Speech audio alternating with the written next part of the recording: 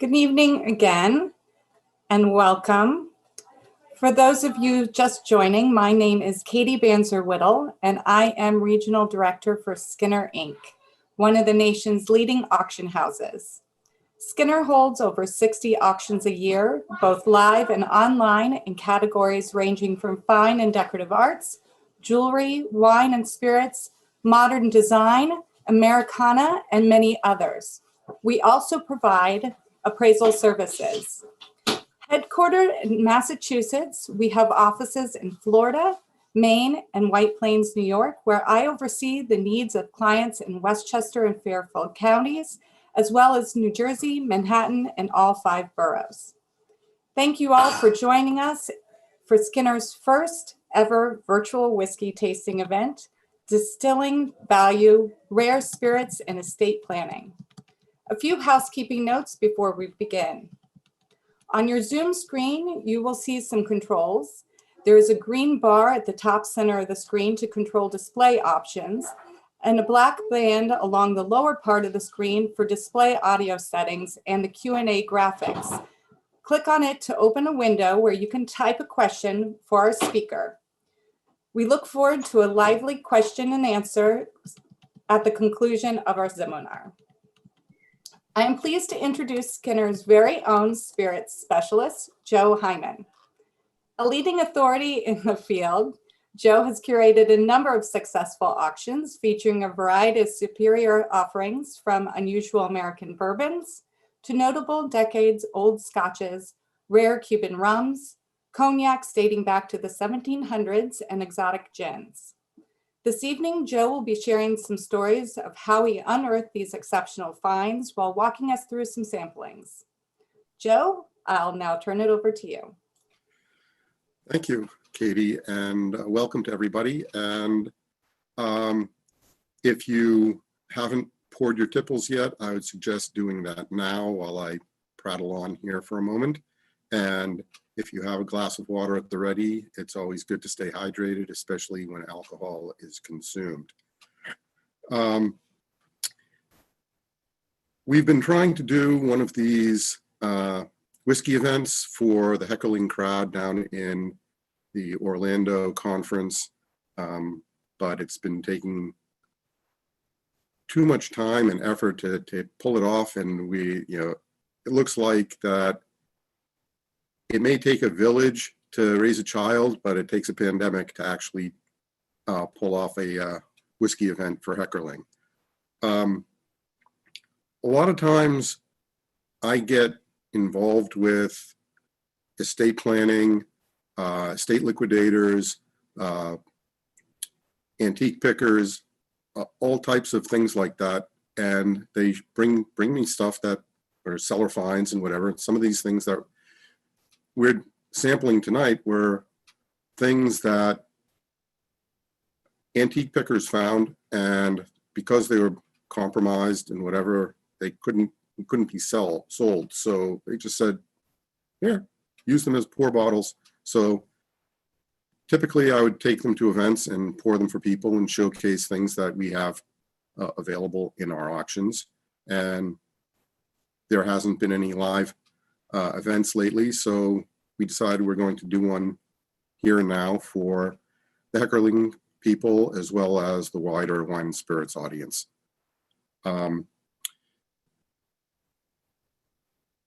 of the things that have come up with estate liquidators and such, this bottle here is a Macallan that was discovered when the family decided they were taking all the liquor and everything else can be sold. And while the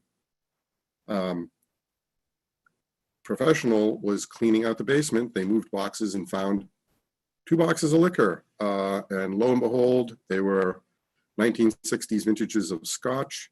And he got a hold of me, and $20,000 later, everybody was a winner in that situation. So a lot of these things end up either going home with the workers who are cleaning out the basement, or the house, what have you. Sometimes they're just thrown away altogether, and it's just a huge waste of value and good whiskey. And sometimes just a few bottles can pay for an entire clean out, and that's happened a few times where people did not, they had assets in the house but no cash, and we sold some bottles that they found in the basement, in the cupboard, in the closet, wherever, and $1,000 or $2,000 later, it paid for the clean out, it paid for the move to an apartment. Those kinds of things happen, and why leave money on the table when you can sell it or drink it? So that brings us to the first two items that we are going to sample tonight. We have an Old Grandad and an Old Crow, both from the 1970s.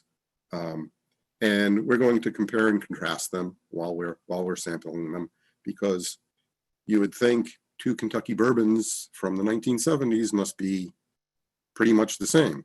But, each one has its own recipe for distilling, and we're going to see how different they may be.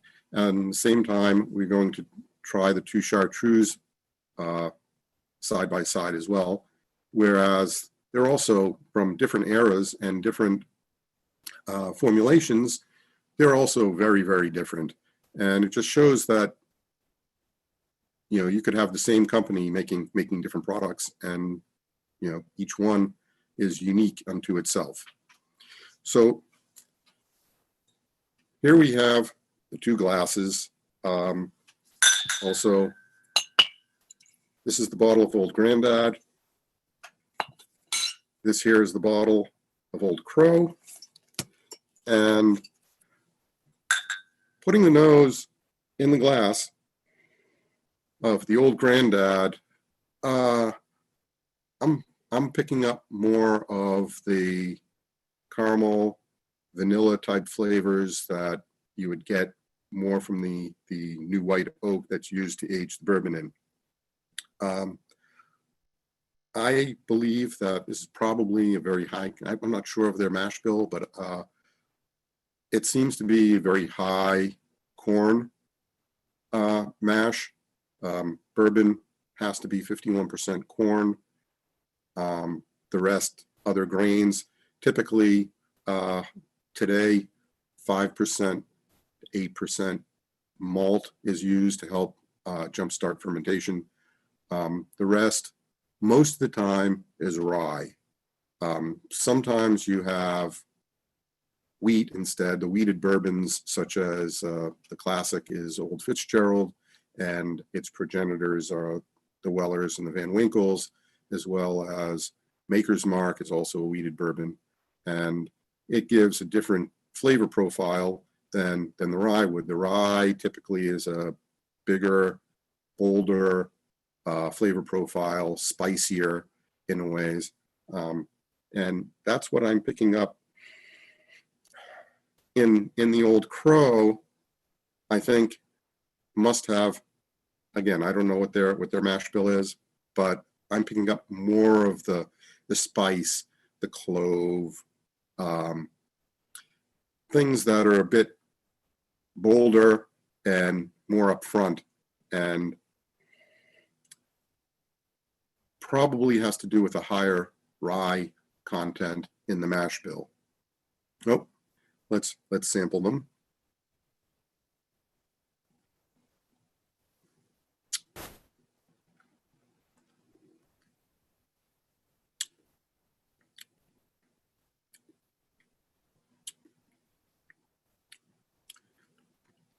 Actually picking up more of the rye content on the palate than I was on the nose, which is interesting.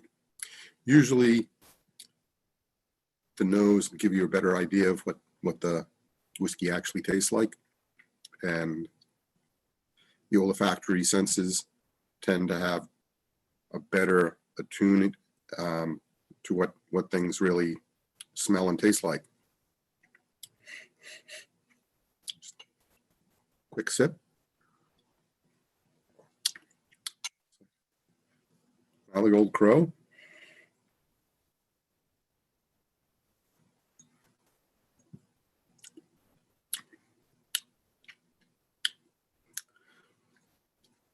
Funny is that the Old Crow to me has more of the spice on the nose, but more of the corn on the palate, which is a funny opposite type of thing to have happened. Both are pretty good. If you're drinking along, you can comment, let us know what you think of them. Again, these are the types of things that we have regularly in our auctions, and in most cases, our parents and grandparents had them in their cupboards, in their basements, in their liquor cabinets, going back forever.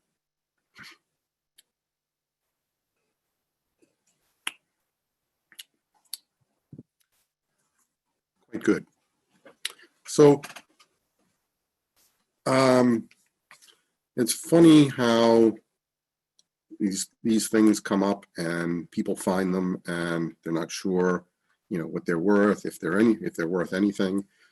Many times they get poured down the drain because somebody told them, oh, that stuff is so old, it's got to be toxic.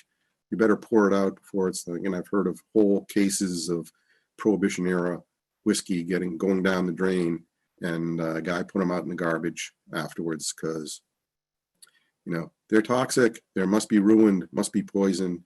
But I've had spirits going back to like mid 1800s, mid to late 1800s, and as long as the alcohol is in there preserving it, it usually holds up pretty well.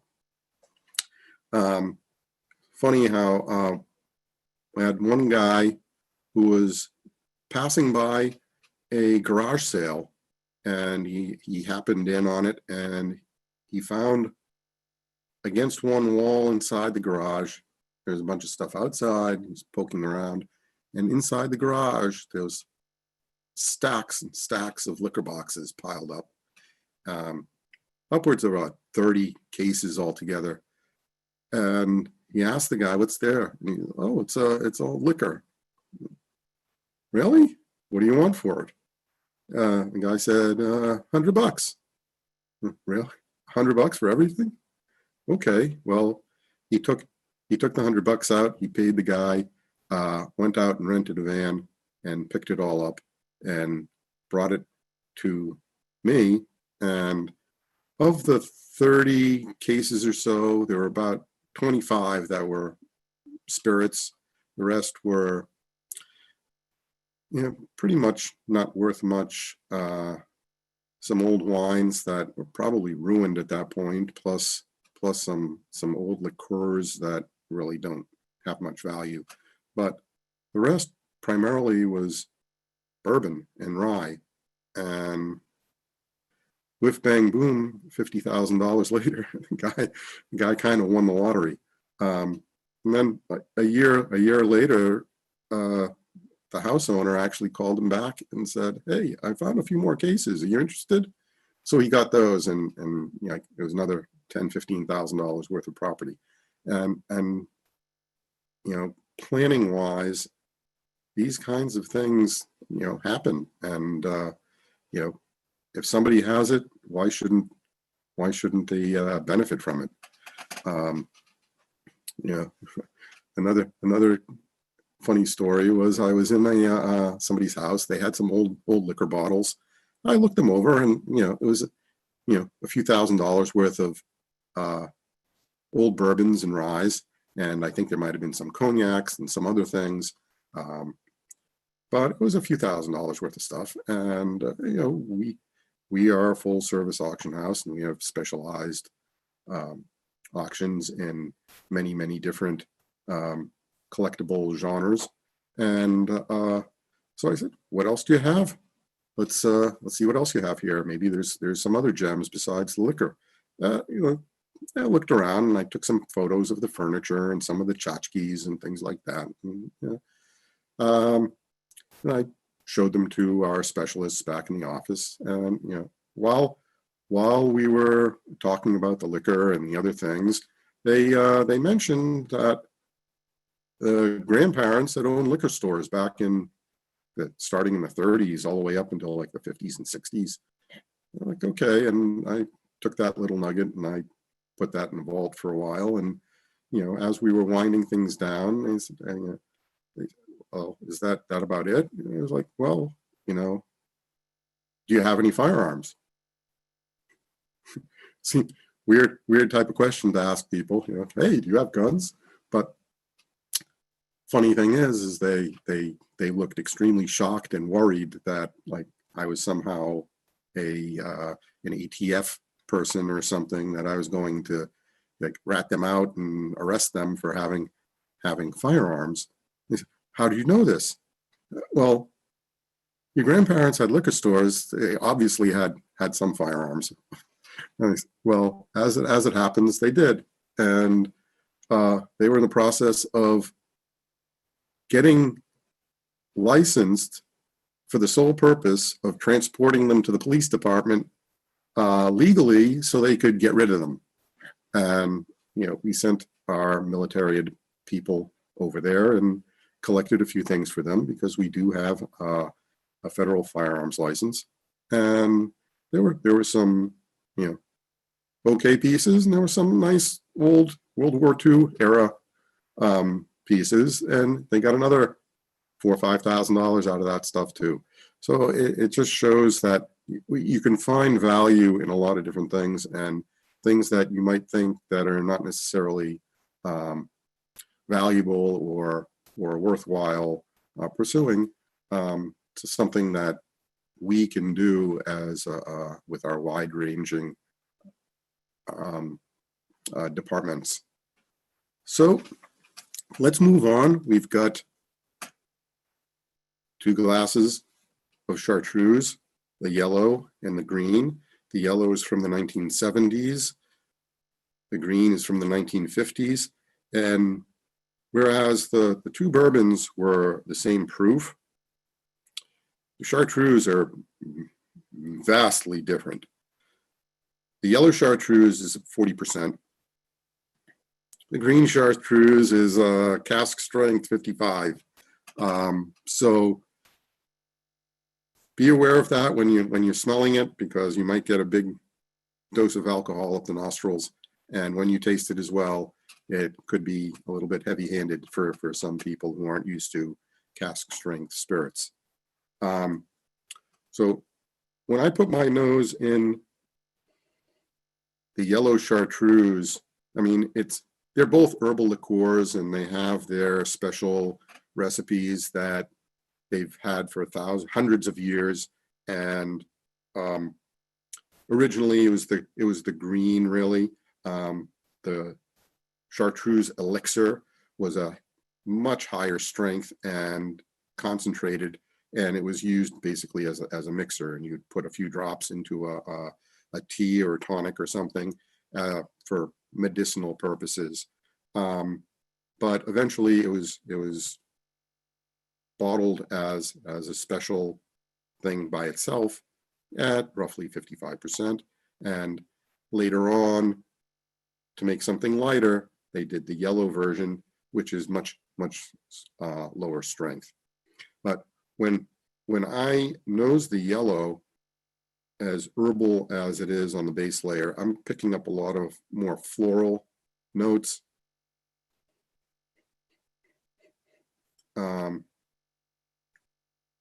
And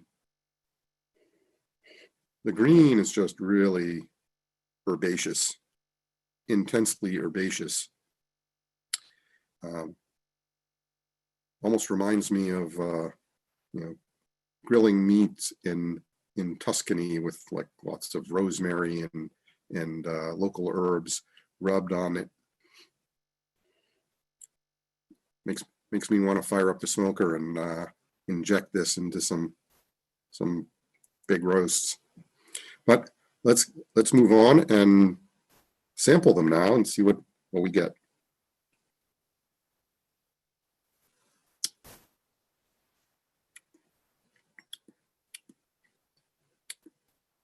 Wow. Like, I'm not a big sweet person. I guess I'm naturally sweet, so I don't need the extra sugary stuff, but it's kind of like dessert in a glass. You get that, again, the herbal base layer and a bit of the floral top notes on it. Quite good. So here's some water, cleanse the palate a little bit. Again, if you're drinking alcohol, you want to keep hydrated as much as possible.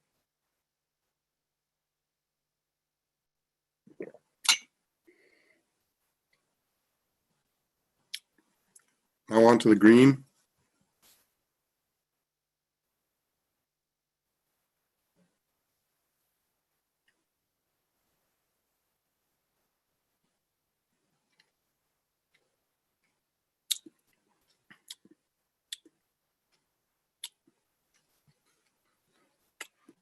Wow, that's really intense. In a good way. Really, really herbaceous.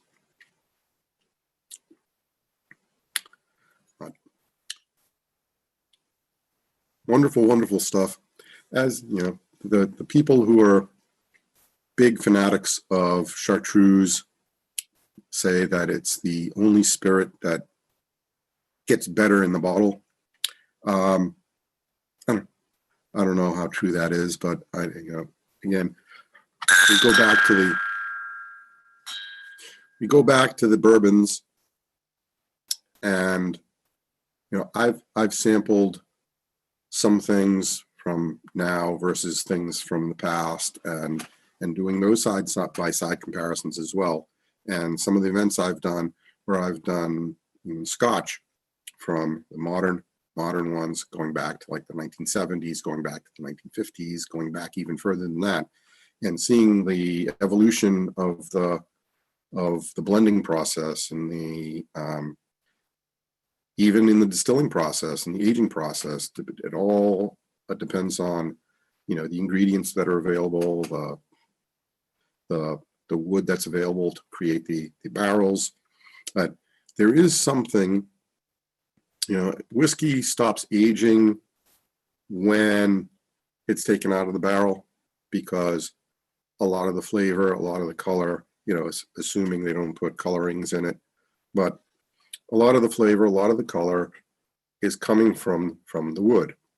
And new make looks like vodka. It's clear as bell, and all the color, again, assuming no color added, is coming from the wood. But when something's been in the bottle for 40 years, 50 years, and longer, there are subtle changes that happen to the spirit while it's in the bottle. Could have to do with minerals in the glass, could be where it was stored, how it was stored, different things like that. And you have to remember that it's a liquid, and basically it's a chemical.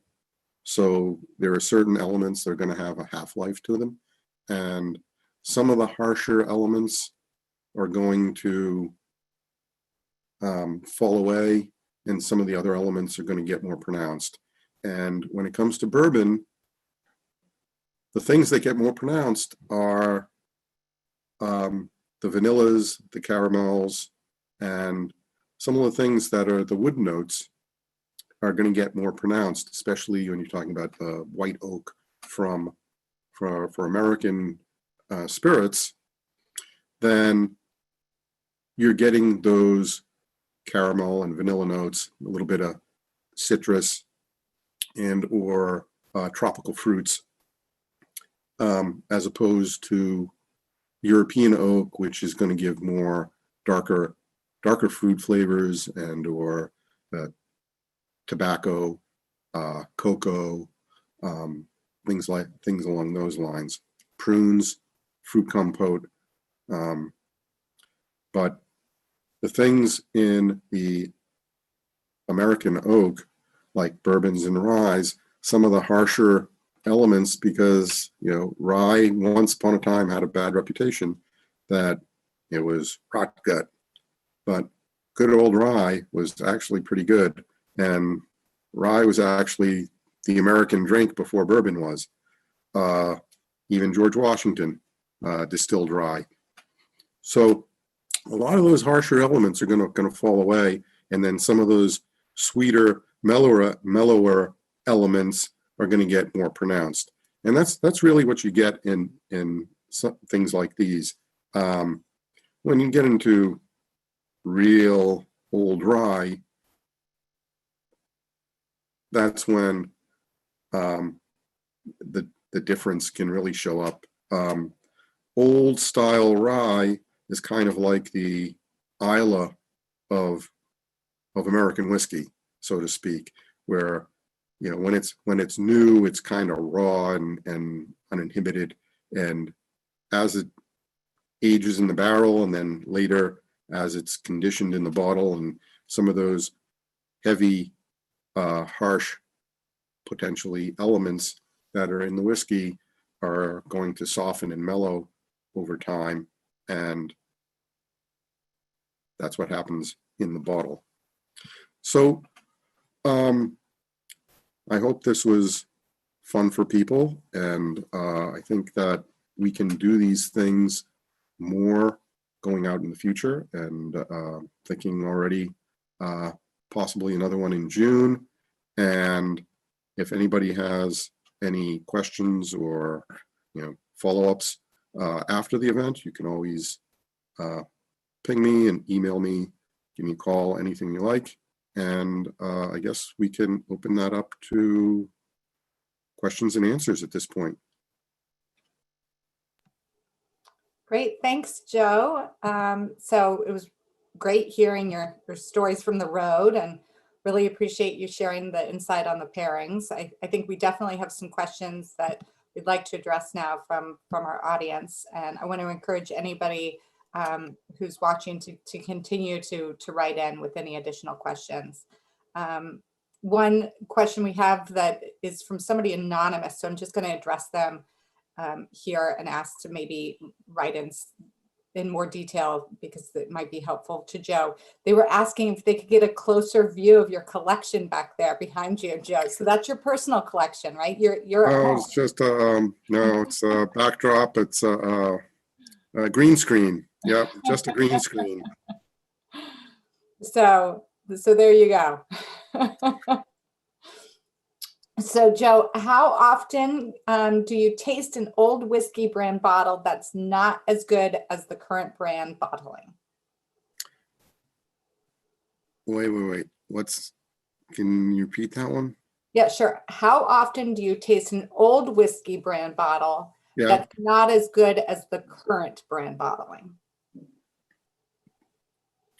Generally speaking, does it make sense? I find it in many cases, it's actually the opposite. I kind of like the old style whiskeys more than the newer styles in a lot of cases.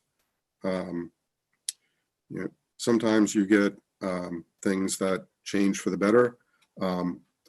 Once upon a time, Four Roses was considered, again, rot gut because it was just another blend.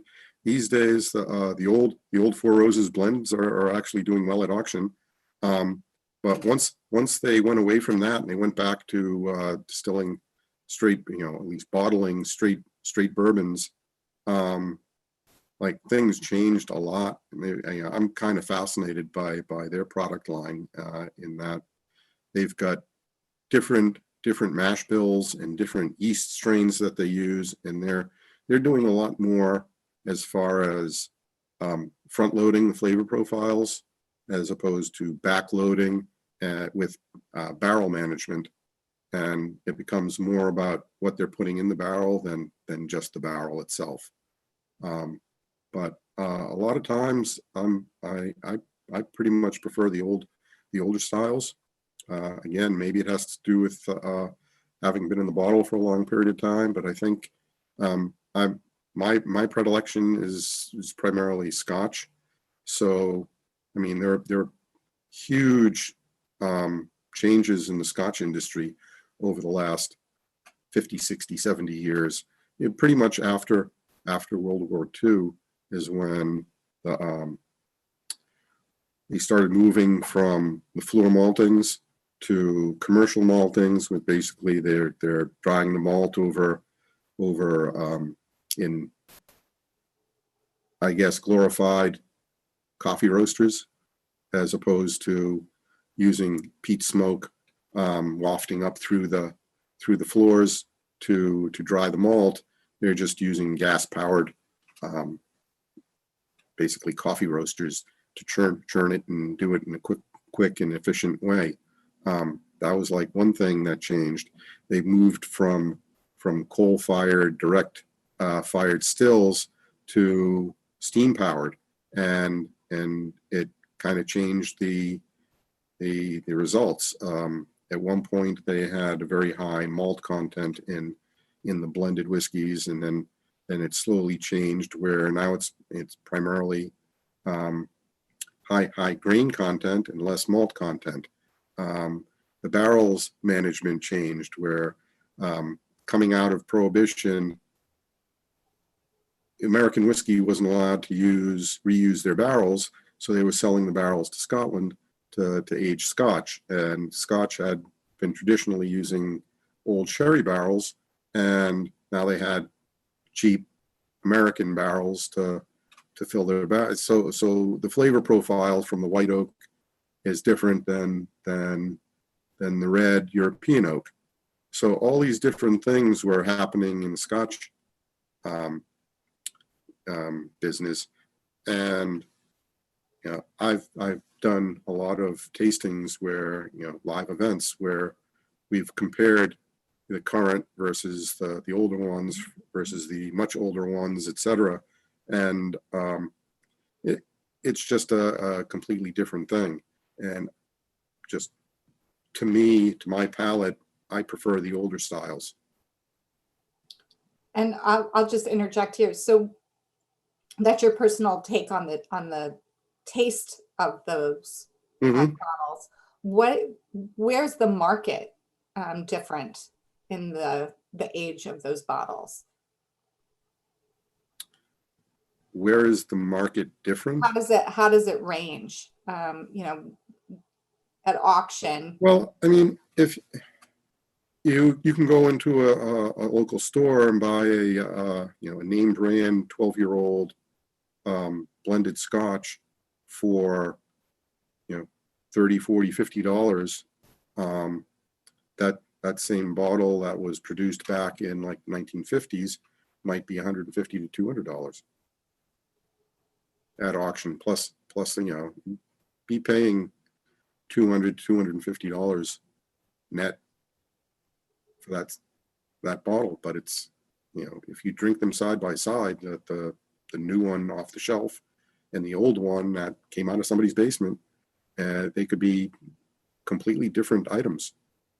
I did at one live event, I had a bottle from the 1950s and another one from the early 1960s, and they were already different. So we had a question about what the cost is on the bottles that we're drinking now. So maybe you could just, I know we're talking specifically about while we were going through them, what the bottles were, but maybe you could just go back through quickly and name the bottles and what the values are.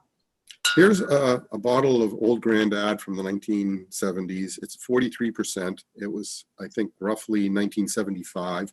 And probably a winning bid on one of those is $300 to $400, $300 to $500, somewhere in that. I think somebody would have to pay, at $300, you're paying $375 with the auction fee. So a bottle of Old Grandad in a store is probably $25, $30. probably similar. Old Crow is from about the same time period. It doesn't necessarily have the same cachet as Old Grandad. It might be 10-15% below the same value. But then you have the Chartreuse from the 1970s in the 400 to 600 range auction value. Typically, the yellow is going to be a little bit less valuable than the green, so it might be a little bit towards the low end of the estimate range, and the green from the same time period might be a little bit towards the high, give or take. And then we have the green, so roughly 1950s. They've been selling consistently for well over $1,000 lately. Great. So we actually had somebody, you'd asked if somebody had some specific tastes that they wanted to share while we were tasting along with you. We have somebody who shared that there is a sweetness to the Old Grandad from the corn ash bill. Yeah, I would see that. I mean, typically bourbon has a sweetness to it from the corn.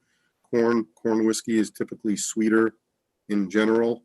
Again, with the rye, it kind of balances it out depending on the level of rye that's in it. By law, bourbon can only be called bourbon if it's at least 51% corn. Typically you're going to be up in 70-80% corn for bourbon.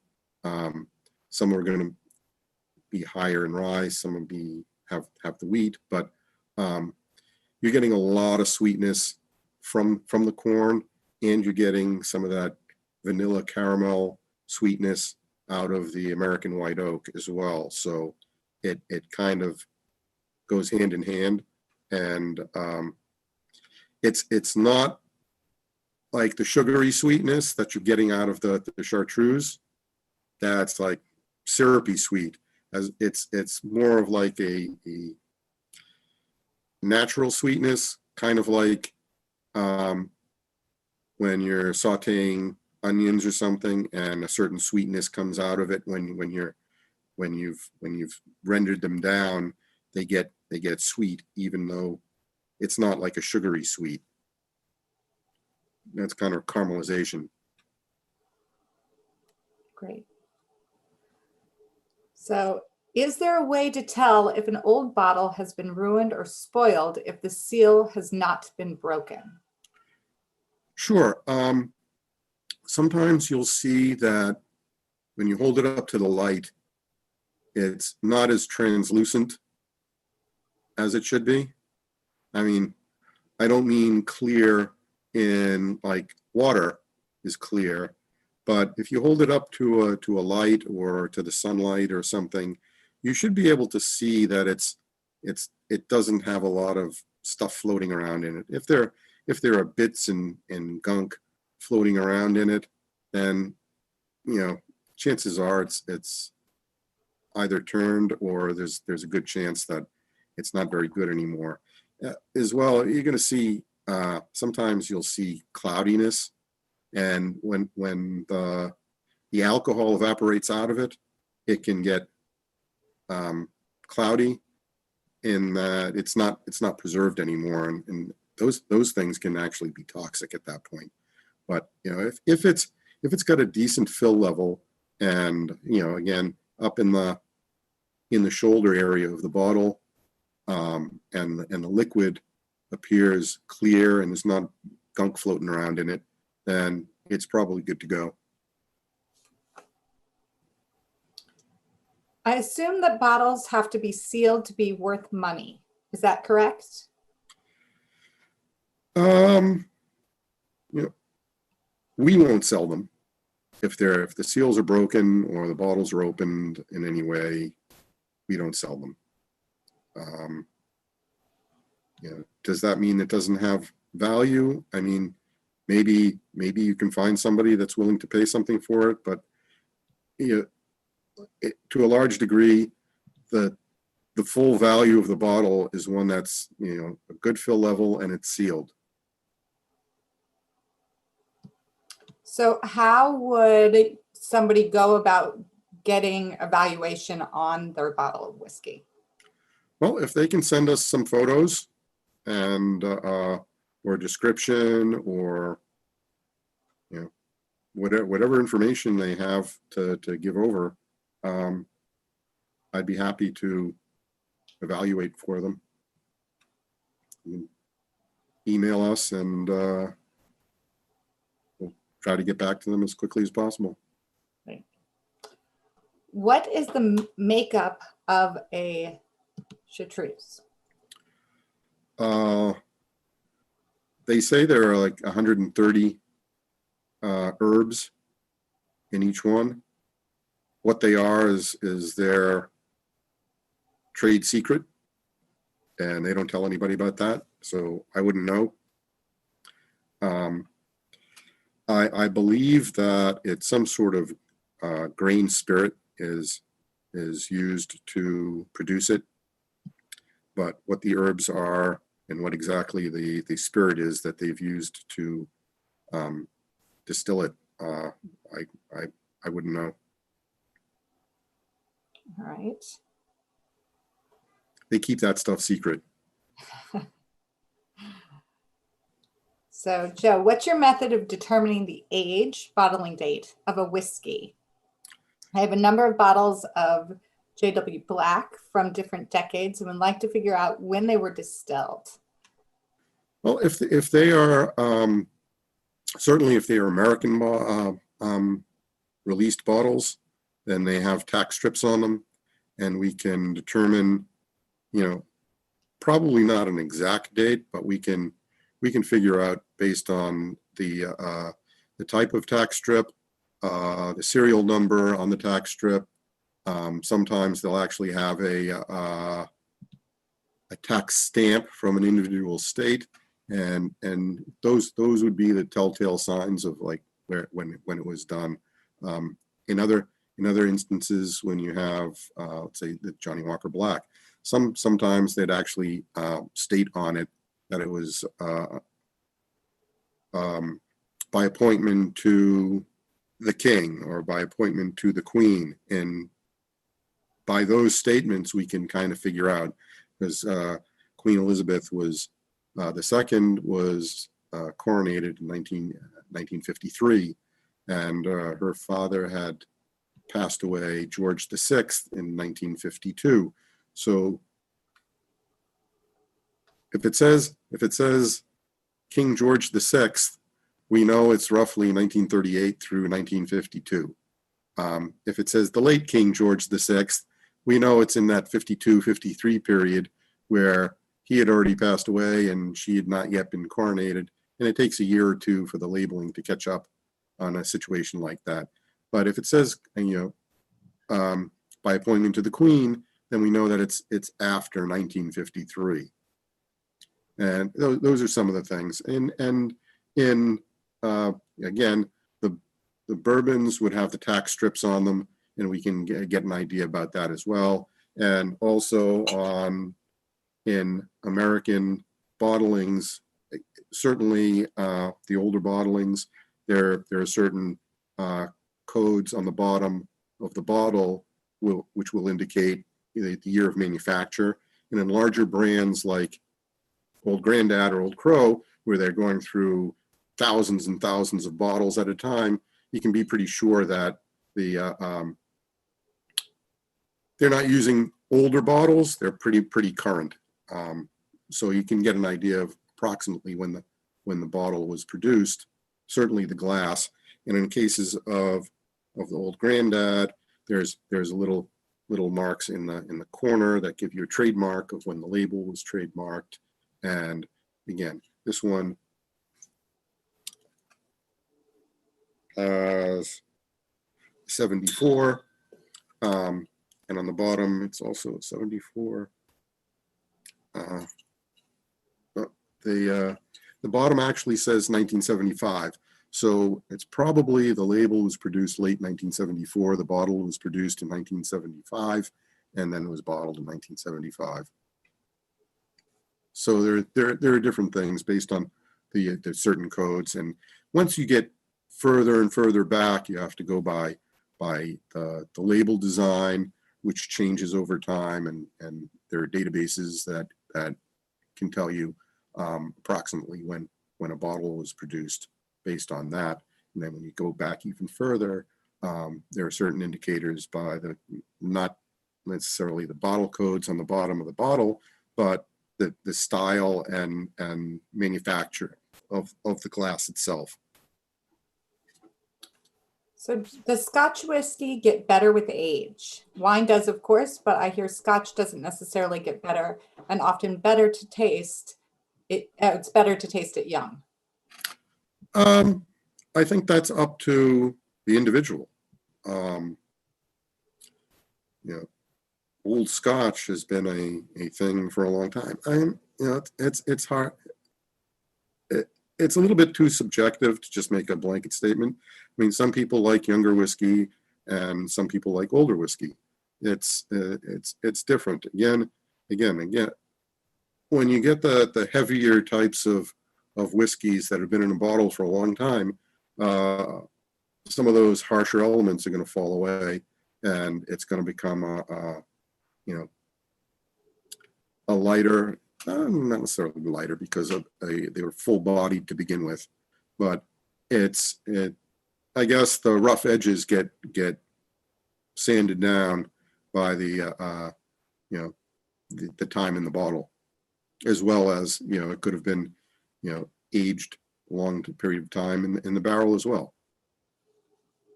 But it's really subjective. Okay. What spirits do you suggest for collectors to purchase and retain for auction? Where's your 8-ball? Yeah. If I knew that, then we wouldn't be here. I'd be on a beach somewhere, and nobody would have my phone number. Right now, bourbon and rye is trending up. But which ones? I don't know. I mean, it's. I try not to be too much of a prognosticator of what's going to happen in the future. I'm trying to. I can barely deal with what's going on right now. So, if somebody has something, I can try to come up with a ballpark estimate on what it's worth today. What's going to be tomorrow or next year? That's a little bit difficult to decipher. Great. So along that line, I suppose, is there an auction market for a modern collection, so 1990 to current, or is it better to sit on these whiskeys? Many of the things that we sell in our auctions are things from the 1990s onward. I mean, a lot of the collectible bourbons of the 90s, 2000s, and 2010s are in auctions all the time.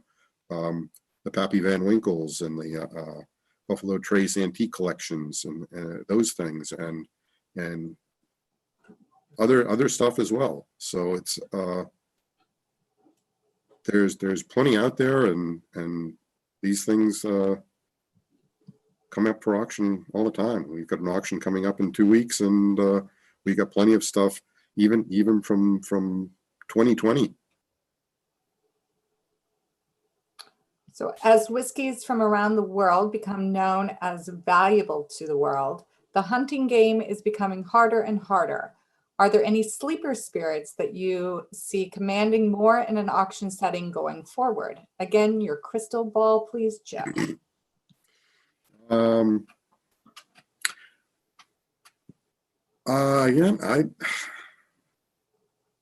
I don't really know.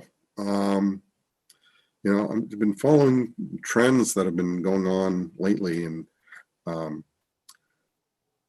rare rums, I suppose, has come on pretty strong in the last few years, primarily in Europe, and a little bit in this country as well. But those kinds of things are popping up, and that might be something. I suppose it would be doing pretty well in the future. Why is older chartreuse better, or is it? Has the recipe changed, or does it get better with age in the bottle? From what I gather, no one knows what's actually in chartreuse except for two monks who have taken the vow of silence. Well, yeah, I don't know. I mean, I've found that Scotch also can get better in the bottle too. It's not going to age because the aging process has to do with the wood, but it will change subtly over time. So what happens to chartreuse? I don't know. I mean, I've had old bottles of Benedictine, which are pretty good too, but nobody seems to want those at in the auctions. Chartreuse does really well, and I guess it's had a longer fan base going chasing after old bottles.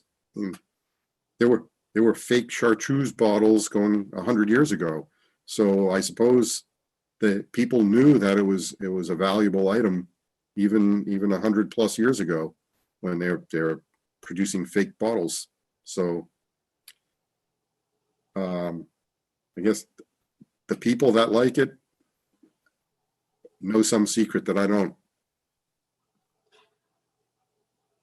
So a nice compliment followed by, could you tell us please how the ullage was in each of these bottles? Generally, do you find that the spirit bottles with lower fills show a lot differently than those with higher fills? I think it's subtle. Again, if it's significant, then there's a chance, especially for a really old bottle. I've had bottles of Prohibition era bourbon that they were like a little bit below the shoulder already, but they tasted great. But once they got to like a quarter bottle fill level, they kind of went flat overnight. I mean, really, like from night to the next morning, and it's completely flat. But I think that might have to do with some of the oxidation involved. But if the bottle is somewhat full, there isn't going to be a lot of difference. Yeah, it's a little bit different if it was like the Yellow Chartreuse is at 40% alcohol, and if some of that alcohol is burning off as well in the evaporation, then I could see that it's going to taint the flavor a lot more than it would be if it was a higher strength thing, like the green.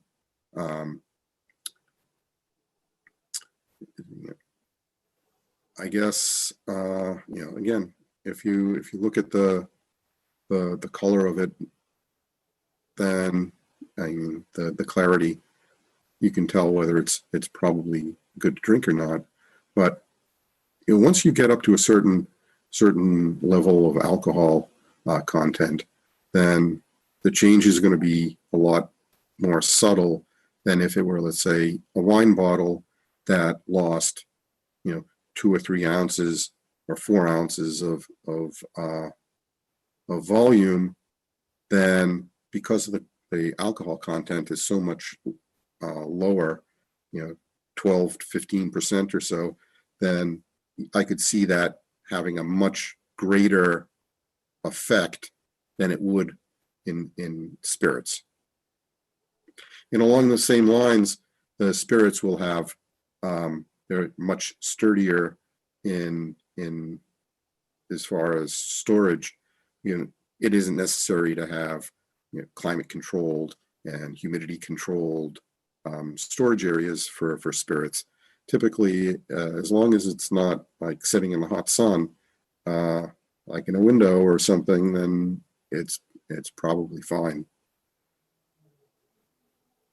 All right, so we have a number of questions still waiting here, but I am cognizant of the time. So one that, because you did mention an upcoming sale, There is a question about whether or not we ship bottles. So if you could address that. And then I just want to note that those questions that we don't get to here live, we will definitely reach out to you individually to make sure that all of your questions are addressed. So Joe, if you could answer the question. Sure.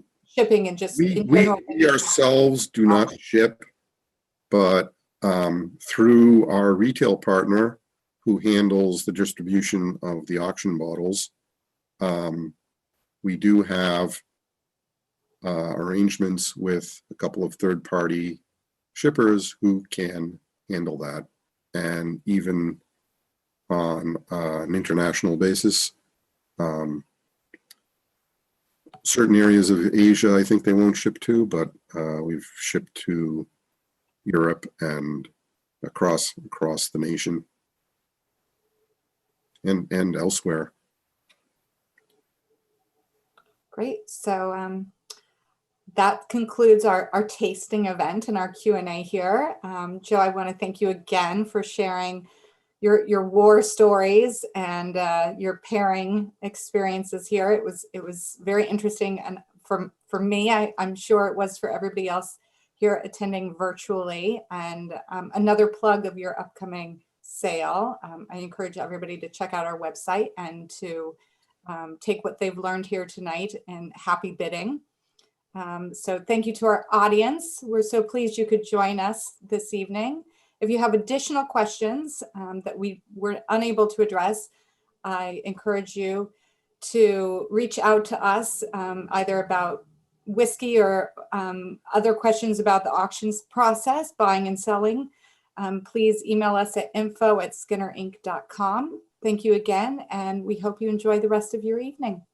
And also, if you have suggestions for future events, send that along as well. We're planning for possibly another one as soon as June. So let us know. I'm already putting some things aside to do this same thing all over again. Different spirits. Great. Thank you. All right. Good night, everybody. And